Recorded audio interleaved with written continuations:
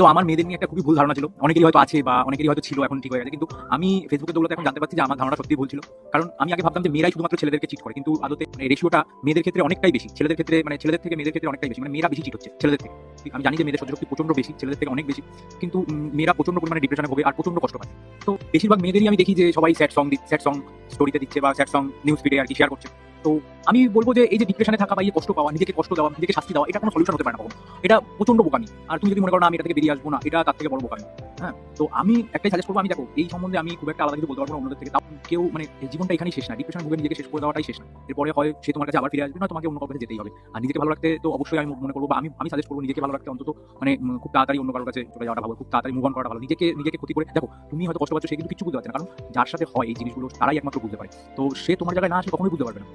সে তোমাকে একদিন না একদিন ঠিকই স্টপ করবে বা দেখবে।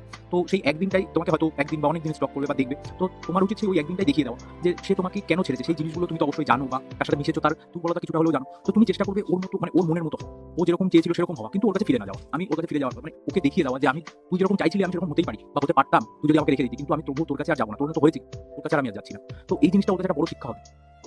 অনেক রকম কারণ থাকে, যেমন অনেক সময় হতে পারে যে কেউ দেখতে সুন্দর মেয়ে চায়। দেখো সবাই তো দেখতে সুন্দর হয় না। তো কিন্তু নিজেকে সুন্দর রাখা যায় হয়তো সাজিয়ে গুছিয়ে। তোমার তো মনে হতেই পারে যে কেন আমি ওর জন্য নিজেকে পরিবর্তন করবো, ও তো চলেই গেছে ছেড়ে। আমাকে যে এইভাবে পছন্দ করবে, যে আমাকে এইভাবেই পছন্দ করবে, আমি তার কাছে যাবো। দেখো এই জিনিসটা একদমই ঠিক, আমিও মনে করি ঠিক। কিন্তু ওর জন্য তুমি পাল্টাবে না, তবে ওকে বোঝানোর জন্য তোমাকে পাল্টাতে হবে নিজেকে। তো চেষ্টা করবে পাল্টানো, যদি হলো না হলে না হলো। কোথাও না কোথাও ওকে তো একবার বোঝানো উচিত যে তুমি কতটা কষ্ট পেয়েছো ওর জন্য। তো ওরও তো মনে একটুখানি হলেও একটা ধাক্কা তো লাগা উচিত বা একটা তো আঁচড় কাটা উচিত যে না, ও আমার মতো হয়েছে, কাজ যদি আমি ওকে রেখে দিতাম। আমি বলবো যে তাড়াতাড়ি মুভ অন করো, দরকার পড়লে গল্প করো অন্য কারোর সাথে। হ্যাঁ, আমি কখনো বলবো না যে ডিপ্রেশন করে নিজেকে শেষ করে দাও। ডিপ্রেশন একটা খুবই বাজে জিনিস। হয়তো আমি মনে করি যে আমি কোনোদিনই ডিপ্রেশনে পড়িনি। আমার জীবনে যতই কষ্ট, অনেকেই বলে বা অনেকেই বলবে হয়তো যে মনের কোনো রোগের ওষুধ নেই। কিন্তু আমার কাছে মনের রোগের ওষুধ জানা আছে, সেটা আমি অন্য একটা ভিডিওতে দেবো।